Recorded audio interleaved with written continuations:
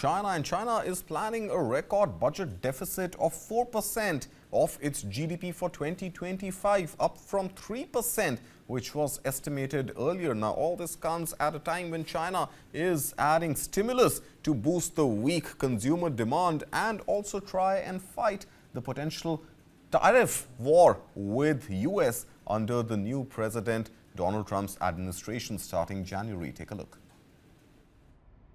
Chinese leaders have agreed to raise the budget deficit to 4% of gross domestic product next year. The number would be the highest on record.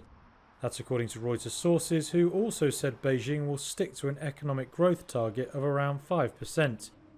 The new deficit plan compares with an initial target of 3% of GDP for this year. It's also in line with a more proactive fiscal policy outlined by leading officials this month.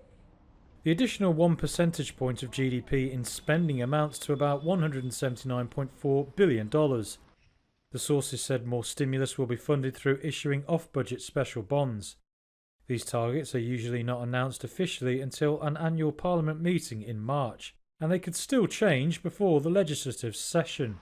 Beijing did not immediately respond to a Reuters request for comment. The stronger fiscal approach planned for next year forms part of China's preparations to counter the impact of higher US tariffs. They're expected to rise upon the return of Donald Trump as US president in January. Reuters reported last month that government advisors had recommended Beijing not to lower its growth targets. The world's second largest economy has struggled this year due to a severe property crisis, high local government debt, and weak consumer demand. Exports have been one of the few bright spots, but that could soon face US tariffs over 60% if Trump delivers on his campaign pledges. Analysts believe China is likely to rely heavily on fiscal stimulus next year, but could also use other tools to deal with the impact of tariffs.